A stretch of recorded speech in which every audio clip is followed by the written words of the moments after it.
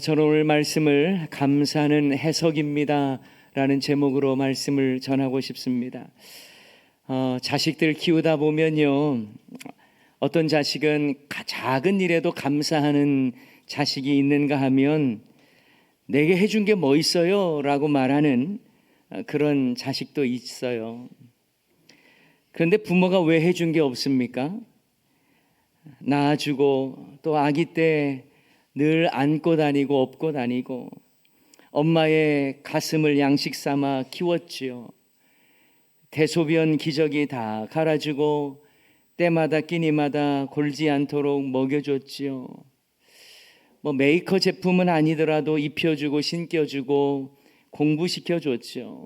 그런데도 내게 해준 게 뭐 있냐고 말하는 그 말 속에 받은 은혜에 대한 기억을 잘 못하는 건가, 이런 생각을 할 수도 있을 겁니다. 영적인 부분도 마찬가지예요. 하나님께서 우리에게 많은 은혜를 베풀어 주셨지만 은혜 망각증에 걸려서 하나님의 베풀어 주신 은혜를 기억 못하는 경우들이 많습니다. 여러분, 어르신들 연세가 이제 많이 드실수록 걱정하는 게 두 가지가 다들 걱정하시더라고요. 먼저 혹시 넘어져서 고관절을 다쳐서 일어나지도 못하면 어떻게 하지? 이런 걱정을 하세요. 또 어떤 분들은 치매에 걸려서 방금 했던 말도 기억 못하고 이러면 어떻게 하지? 이상한 말 하면 어떻게 하지? 이런 걱정 많이 합니다. 그런데 여러분, 영적인 측면에서도 보면요, 벌써부터도 영적인 치매에 걸린 성도들도 많습니다. 하나님이 베풀어 주신 은혜를 잘 기억을 못해요.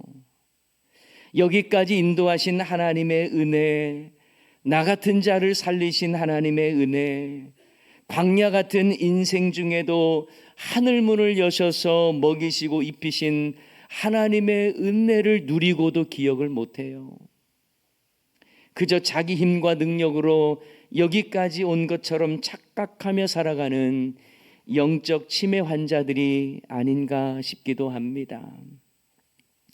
그래서 받은 은혜를 헤아리지 않고 하나님이 내게 뭘 해주셨냐고, 내 인생 이렇게 왜 힘들게 하시냐고 따져 묻고 불평하는 사람들도 많습니다. 사랑하는 여러분, 제발 은혜의 망각증 걸리지 마십시오. 영적 치매 증상에서 벗어나셔야 합니다. 하나님이 베푸신 은혜를 잊지 마셔야 합니다. 그래서 여러분, 믿음의 사람 다윗은 자신을 향해서 내 영혼아 라고 말하면서 하나님이 베푸신 은혜를 잊지 말아야 한다라고 선포합니다. 자, 시편 103편 2절 말씀에 세 번역으로 이렇게 나와 있습니다. 다 같이 한번 읽어볼까요? 내 영혼아 주님을 찬송하여라. 주님이 베푸신 모든 은혜를 잊지 말아라. 아멘. 주님 베풀어 주신 은혜 잊지 말라는 거예요. 얼마나 우리가 잘 있는지 다윗은 자신의 영혼을 향해서 내 영혼아 주님을 찬송하여라. 주님이 베푸신 모든 은혜를 잊지 말아라 라고 선언하고 있습니다. 오늘은 추수감사주일입니다. 하나님께서 우리에게 베풀어 주셨던 은혜를 기억하며 감사의 제단을 쌓는 주일이에요. 물론 우리는 매 주일마다 감사로 제사를 드려야 합니다. 그래서 한 주간의 삶이 비록 힘들었어도 주회전에 나와서 예배 드릴 수 있다는 그 자체만으로도 하나님께 감사하고 감격하고 감사의 제사를 드릴 때에 하나님이 영광을 받으시는 줄 믿습니다. 시편 50편 23절 말씀을 또 우리 한번 읽어볼까요? 시편 50편 23절입니다. 감사로 제사를 드리는 자가 나를 영화롭게 하나니 그의 행위를 옳게 하는 자에게 내가 하나님의 구원을 보이리라. 아멘. 여러분, 감사의 마음으로 예배와 예물을 드리는 자를 통해서 하나님이 영광을 받으신다라는 말씀이에요. 여러분은 과연 감사함으로 온전한 예배를 드리고 계십니까? 여러분의 삶 가운데 감사가 충만하십니까? 혹시 불평과 원망이 가득하지는 않습니까? 오늘 본문 말씀은 우리가 너무나도 잘 알고 있는, 그래서 암송까지 하는 시편 23편 말씀입니다. 시편 23편 말씀은 다윗의 시 이렇게 되어 있죠. 그의 삶의 진솔한 고백이 담겨 있고 자신의 삶에 있어서 신앙 고백으로 하나님 앞에 올려드리는 시라고 말할 수 있습니다. 다윗이 어린 시절 목동이었죠. 그 경험 때문인지 여호와 하나님과 자신의 관계를 목자와 양의 관계로 고백하고 있습니다. 자, 1절 말씀이죠. 여호와는 나의 목자시니 내게 부족함이 없으리로다. 이 말씀은 여호와 하나님과 나의 관계가 목자와 양이라는 거예요. 그래서 그 결과 나는 부족함이 없다, 이렇게 말하는 것입니다. 여러분, 목자라고 하면 양을 인도하고 지키고 보호하고 책임지는 자 아닙니까? 그러므로 양에게 있어 목자는요, 살아갈 이유가 되는 것입니다. 목자 없는 양은 죽은 것과 다름이 없어요. 목자가 없으면 양의 생명은 보장받을 수가 없는 것입니다. 이런 점에서 어린 시절 목동의 삶을 살았던 다윗은 자신의 삶을 돌이켜 볼 때에 나는 하나님 없이는 살 수 없는 존재였다라는 것을 고백하면서 하나님과 자신의 관계를 목자와 양의 관계로 연결지어 설명한 것입니다. 대부분의 신학자들은 시편 23편은 다윗이 노년에 기록한 시편으로 봅니다. 전체적인 분위기나 표현들을 봐도 그렇고요. 인생의 험한 시련을 겪고 난 후에 하나님의 선하신 인도하심을 노래하고 하나님께서 베푸실 상급에 대해서 사모하는 내용들을 볼 때에 다윗이 노년에 기록했을 것으로 보는 것에는 큰 이견이 없습니다. 하지만 여러분, 다윗의 인생을 면밀히 한번 살펴보십시오. 과연 다윗의 인생의 고백이 부족함이 없으리로다라고 하는 고백이 맞습니까? 물론 사람들은 이렇게 말할 수 있어요. 왕까지 한 사람 아닙니까? 왕까지 한 다윗이 뭐가 부족하겠습니까? 라고 말할 수도 있을 겁니다.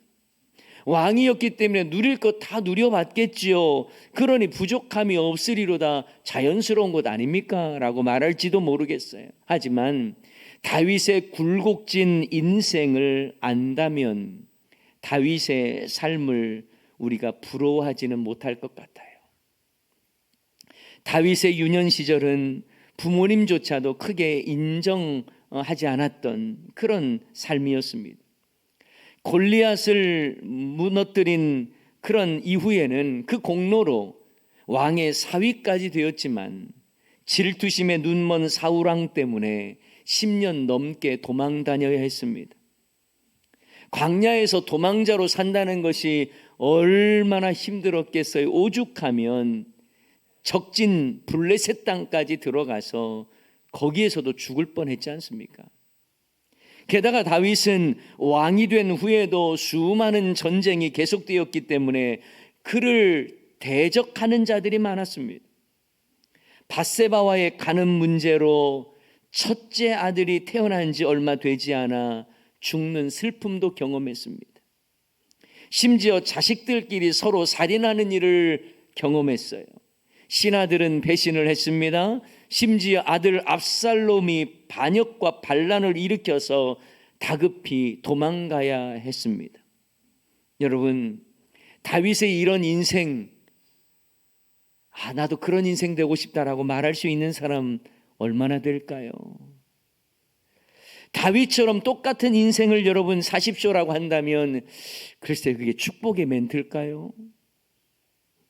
다윗이 경험한 이런 불행을 여러분 다 내 것으로 수용할 수 있습니까? 하지만 다윗은 자신의 인생의 여정을 돌아보면서 내게 부족함이 없으리로다 이렇게 고백하는 거예요. 이것은 다윗이 인생을 포장해서 과시하려는 걸까요? 자신이 힘들었던 인생을 마치 무용담처럼 말하기 위해서 그래도 난 부족함이 없이 살았어 허세를 부리는 멘트입니까? 아니에요. 저는 다윗의 고백을 보면서 다윗에겐 자신의 삶을 믿음으로 해석하는 능력이 탁월하다는 것을 깨닫게 됩니다. 다윗은 자신의 인생의 굴곡진 환경만 바라본 것이 아니라 하나님이 어떤 분이신가를 알았어요. 그리고 하나님과 나와의 관계를 알았어요. 그래서 그 관계 속에서 해석을 하는 거예요. 하나님과 자신의 관계를 먼저 보았기 때문에 수많은 상처와 고난 중에도 부족함이 없으리로다 고백할 수 있는 것입니다. 여호와는 나의 목자시기 때문에 그분이 나를 이끌어 주시고 그분이 나를 지켜주시고 책임져 주실 거라고 하는 믿음이 있기 때문에 내가 어떤 상황에 처해 있어도 내가 어떤 경험을 했다 할지라도 하나님이 나를 선하게 인도하실 것이며 나를 지켜주실 것이며 나를 책임져 주실 것이라고 하는 믿음이 있었던 거예요. 그러니 자연스럽게 굴곡진 인생을 살면서도 또 그런 인생을 경험했어도 부족함이 없으리로다라고 고백할 수 있었던 것입니다. 이처럼 하나님이 누구신지를 제대로 아는 사람은요 당당할 수 있습니다. 하나님께서 나를 구원해 주시기 위해서 자기 아들까지 내어주셨다는 것을 안다면 정말 나는 부족함 없는 인생이구나라는 걸 알 수가 있는 거예요. 나 같은 자를 구원해 주신 하나님의 은혜를 안다면 난 내 인생 주님으로 인하여 충분한 인생이구나 라는 것을 깨닫게 되는 것이죠. 여러분 로마서 8장 31절 32절 말씀에 이렇게 말씀합니다. 그런즉 이 일에 대하여 우리가 무슨 말하리요? 만일 하나님이 우리를 위하시면 누가 우리를 대적하리요? 32절 다 같이 읽습니다.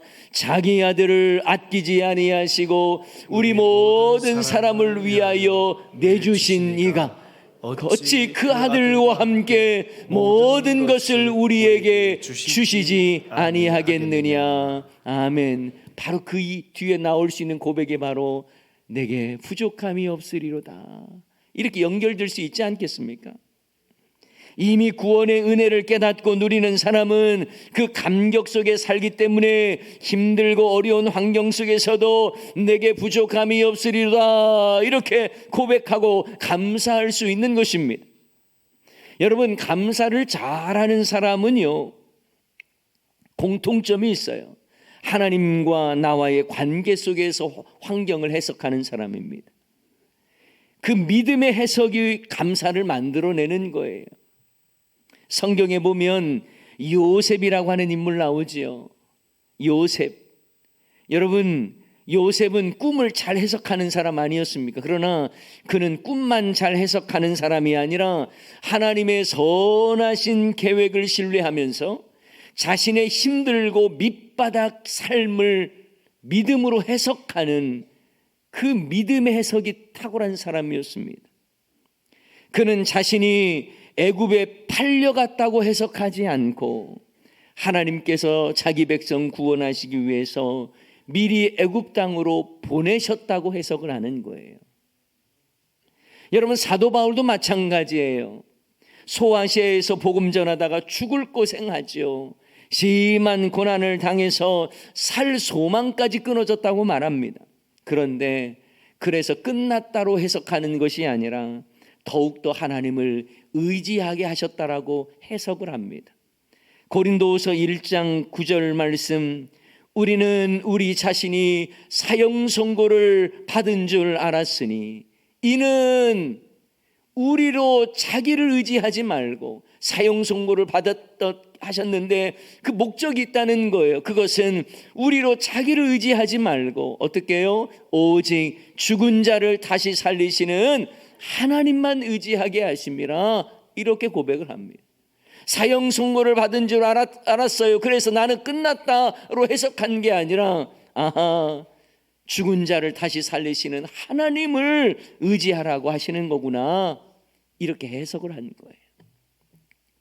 여러분, 예수님께서도 십자가를 그저 고통으로만 해석하셨다면, 두려운 사형틀로만 해석하셨다면 십자가를 기쁨으로 지시지 못하셨죠. 하지만 예수님께서 십자가를 우리를 향한 구원과 생명의 길로 해석하셨기 때문에 십자가의 길을 기쁨으로 자원함으로 묵묵히 감당해 내신 것 아닙니까? 여러분, 왜 우리가 감사를 못할까요? 주어진 환경을 잘못 해석하기 때문에 그렇습니다. 어렵고 힘든 환난을 만나면 다 끝났다로 해석을 해버리는 거예요. 하나님이 나를 미워하신다라고 해석을 해버리는 거예요. 그러니 감사가 나오겠습니까? 하지만 고난 중에 있어도 이 일을 통해서 더욱더 하나님을 의지하라고 하시는구나, 이 고난 중에도 하나님이 나를 정금과 같이 사용하시기 위해서 나를 연단하시는구나, 이렇게 해석을 하면 감사가 나오는 것이지요. 어느 사업하는 집사님이 경제적인 어려움을 만나서 목사님께 이렇게 말했다고 합니다. 목사님, 금년에는 별로 이익이 없이 겨우 버텼습니다. 너무 힘듭니다. 그러자 목사님이 이렇게 해석을 해주었대요. 집사님, 이익을 많이 남기지 못했다니요. 집사님은 그래도 10명이나 넘는 그 직원들에게 월급을 주셨잖아요. 그것만으로도 집사님은 아주 큰 일을 하신 거예요. 10여 명의 생활과 생계를 유지하도록 공급하셨으니 하나님께서 집사님을 축복의 통로로 사용하신 겁니다. 여러분, 우리 신앙생활도 이렇게 해석을 잘 해야 합니다. 그래야 감사의 고백이 나오는 거예요. 그래서 고난은 변장된 축복이라고도 말하지 않습니까? 고난을 통해서 이루실 하나님의 뜻을 발견하게 되면 감사의 고백이 나오는 거예요. 여러분, 다윗의 인생이요, 푸른 풀밭, 쉴만한 물가만 있었습니까? 아니에요. 바로 뒤에 나오는 사망의 음침한 골짜기도 있었어요. 하지만 다윗은 사망의 음침한 골짜기에 매몰되지 않았어요. 이곳에 갇혀 죽는구나, 이렇게 해석하지 않았어요. 그는 사망의 음침한 골짜기를 묵상한 것이 아니라 그 가운데서도 나와 함께 하시는 목자이신 여호와 하나님을 묵상했기 때문에 감사의 고백을 하는 거예요. 이처럼 여러분, 하나님과 나와의 관계를 기초로 해서 삶을 해석하니까요, 부족함이 없으리로다, 이런 감사의 고백이 나오는 것 아니겠습니까? 하나님이 함께 하시기에 사망의 음침한 골짜기를 다녀도 하나님께서 푸른 풀밭 쉴만한 물가로 인도하신다라고 하는 고백을 할 수 있는 거지요. 4절 말씀 우리 다 같이 한번 읽어봅니다. 내가 사망의 음침한 골짜기로 다닐지라도 해를 두려워하지 않을 것은 주께서 나와 함께 하심이라. 주의 지팡이와 막대기가 나를 안위하시나이다. 아멘. 여러분, 여기에서 지팡이와 막대기가 나오죠. 양을 몰 때에 목자에게 필요한 도구예요. 그런데 이 도구를 언뜻 생각해 보면 양들을 때리는 도구로 생각할 수 있어요. 그런데 다윗은요, 주의 지팡이와 막대기를 위로의 도구로 보고 있다는 사실이에요. 안위의 도구로 보고 있다는 거예요. 여러분, 나를 안위하시나이다, 이 안위하신다는 것은 나를 위로하신다, 보살피신다라는 의미거든요. 그러니까 주의 지팡이와 막대기가 나를 때리는 도구가 아니라 나를 안위하시고 보호하시고 위로하시는 도구다로 본 거예요. 그래서 다윗은요, 목자에게 들려있는 지팡이와 막대기를 사나운 맹수들의 공격을 막아주는 도구로 생각했기 때문에 위로의 도구, 안위의 도구로 해석을 한 것입니다. 지팡이와 막대기를 보면서 나를 때리려고 하나 보다 이렇게 해석하는 사람이 있고, 주의 지팡이와 막대기를 하나님이 나를 지키시는 도구다 이렇게 해석하는 사람이 있어요. 사랑하는 여러분, 우리의 삶이 벼랑 끝에 서 있다고 느낄 때에 그 자리를 떨어지는 시작점으로 보는 사람이 있고 날아가는 시작점으로 보는 사람도 있습니다. 밑바닥까지 떨어졌을 때에 모든 것이 무너졌고 끝났다고 마침표로 해석하는 사람이 있고, 이제 날개치며 올라갈 시작점으로 해석하는 사람이 있다는 거예요. 여러분은 어떻게 해석하시렵니까? 내 인생의 풍파를 만나도요, 해석을 잘하면 그 풍파도 오히려 은혜의 물결로 해석될 수 있습니다. 그래서 찬송가 373장 2절 찬양 가사에 보면 큰 물결 일어나 나 쉬지 못하나 이 풍랑으로 인하여 더 빨리 갑니다. 이렇게 찬양의 고백을 하고 있습니다. 풍랑 때문에 더 빨리 간다는 거예요. 사랑하는 여러분, 다윗의 인생 여정이 사망의 음침한 골짜기와 같은 인생을 살았어도 그가 바라보고 있는 것은 나와 함께 하시는 목자이신 하나님이었습니다. 그래서 그가 인생의 고백이 부족함이 없으리로다 고백할 수 있는 거예요. 사망의 음침한 골짜기를 만났어도 하나님께서 궁극적으로 나를 푸른 풀밭 쉴 만한 물가로 인도하실 것에 대한 기대와 기도와 믿음의 고백을 하는 것입니다. 결핍이 많은 인생일지라도 하나님이 나의 목자가 되시면 나는 부족함이 없어 라고 고백하는 것이죠. 나는 주님만으로 충분해 풍성한 삶을 고백하는 것 아닙니까? 내 인생에 결핍이 있어도 목자 되시는 하나님을 바라보니까 더 이상 그 결핍이 아닌 거예요. 부족함이 없으리로다 고백할 수 있는 거예요. 내가 걷는 길이 가시밭길과 같다 할지라도, 힘겨운 광야길이라 할지라도 목자이신 하나님이 나와 함께 하신다는 믿음이 있기 때문에 그분께서 나를 지켜주시고 그분께서 나를 이끌어주시고 그분께서 나를 책임져 주실 것을 믿는 것입니다. 그렇게 해석을 해야 감사가 나오는 거예요. 예수님도 자신을 선한 목자라고 말씀하십니다. 선한 목자는 양들을 위하여 목숨을 버린다고 말씀합니다. 요한복음 10장 11절 말씀, 나는 선한 목자라. 선한 목자는 양들을 위하여 목숨을 버리거니와. 그렇습니다. 선한 목자는 양들을 지키기 위해서 목숨을 버릴 준비를 하고 있는 것입니다. 하나님은 선한 목자로서 우리를 구원하시기 위해 독생자 예수님을 십자가에 내어놓으시고 우리를 위하여 아낌없이 목숨을 내어놓으셨어요. 그것을 알고 믿기에 우리에게는 구원의 감격이 있는 것이고 모든 것이 감사로 우리가 해석할 수가 있는 것이고, 나의 인생을 여기까지 인도하신 선하신 하나님을 바라보고 믿기에 감사의 고백을 할 수 있는 것입니다. 여러분, 우리도 다윗처럼 고백할 수 있기를 바랍니다. 여호와는 나의 목자시니 내게 부족함이 없으리로다. 여러분, 그리고 이 부족함이 없으리로다 라고 하는 이 고백은요, 5절에 어떤 말씀으로 연결이 되냐면 내 잔이 넘치나이다 라는 고백으로 이어집니다. 5절 말씀이죠.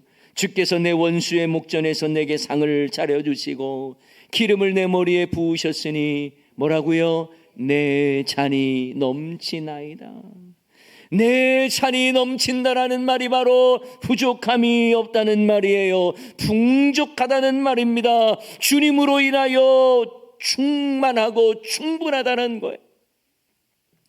여전히 우리의 삶에 고난과 부족함이 있어도 나와 함께 하시는 하나님으로 인해 부족함을 뛰어넘는 풍성함을 감사의 고백으로 하고 있는 것입니다. 사랑하는 여러분, 감사는 해석입니다.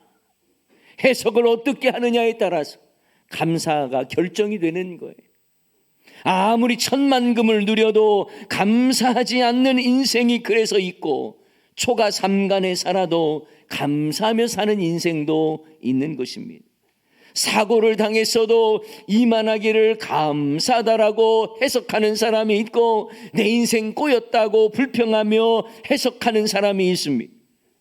바라기는 우리는 믿음의 사람이잖아요. 부족함이 많더라도 믿음의 사람답게 만족함을 넘어 충만함으로, 주님이 계시기에, 목자이신 주님이 계시기에 그렇게 고백할 수 있는, 그래서 저와 여러분이 감사의 사람이 다 될 수 있기를 주님의 이름으로 간절히 축원합니다. 이 시간 말씀 기억하면서 찬양하기를 원하는데요, 감사 위에 또 감사, 이런 고백을 담아서 우리 함께 찬양하기를 원합니다.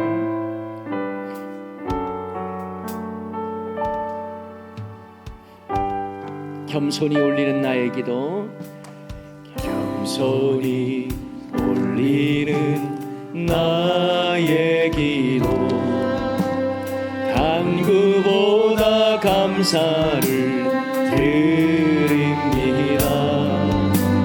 응답하심도 거절하심도